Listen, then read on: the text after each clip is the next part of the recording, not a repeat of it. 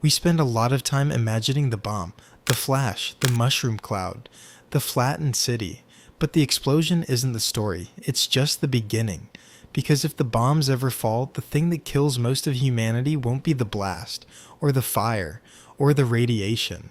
It will be something much quieter, something that arrives weeks later on the wind and settles over the entire planet, including places thousands of miles from any target, including, very possibly, you.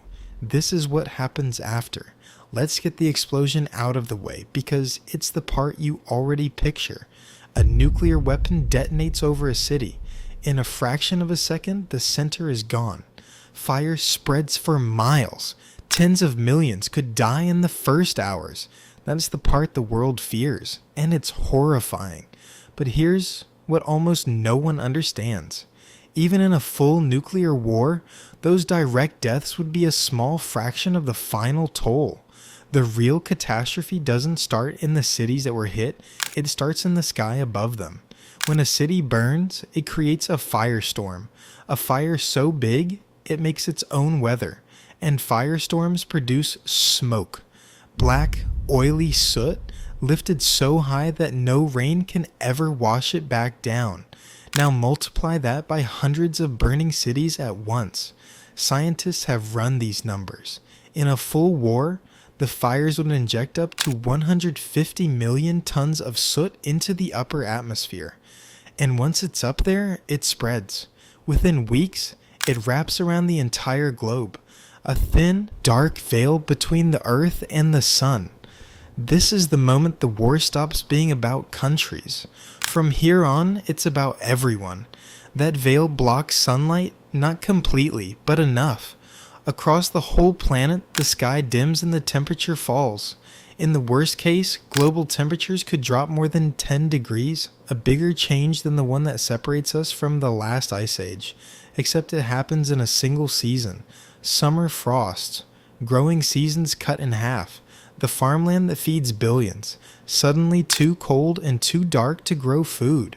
Scientists call this a nuclear winter, and it could last not months but a decade. You might think this is just a theory. It isn't.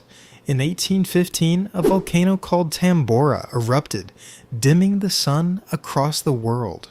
The next year had no summer. Frost killed crops in June.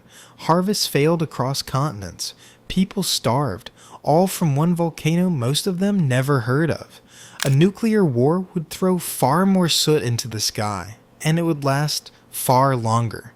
And this is where the real dying begins. Not from heat, from hunger. Think about how fragile your food really is. It didn't come from your town. It came from a few huge farming regions shipped across the world on a system that assumes everything keeps running. Take away the sunlight, the warmth, and the global trade, and that system collapses. Scientists followed the numbers all the way to the dinner table. Their conclusion is almost too large to feel. In a full war, more than 5 billion people could starve to death in the 2 years that follow. Most of them in countries that were never even bombed. And it doesn't take a giant war. A small one, just 2 countries, using a tiny fraction of the world's weapons, could throw up enough soot to cause famine across a third of the planet. Over 2 billion people at risk from a war on the other side of the world. There is no version of nuclear war that stays local. The soot doesn't check your passport. So why doesn't anyone talk about this part? Because the explosion is easy to look away from. That won't happen to me, you think. I don't live in a target city. But the winter that follows doesn't care where you live. A farmer in a country that never fired a shot.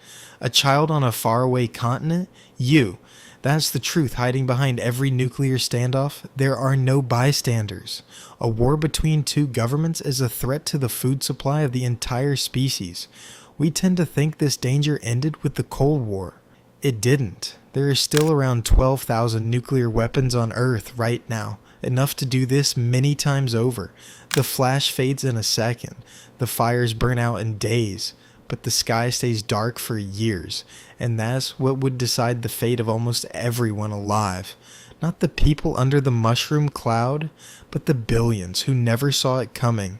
The explosion was never the thing to fear. It was only ever the beginning.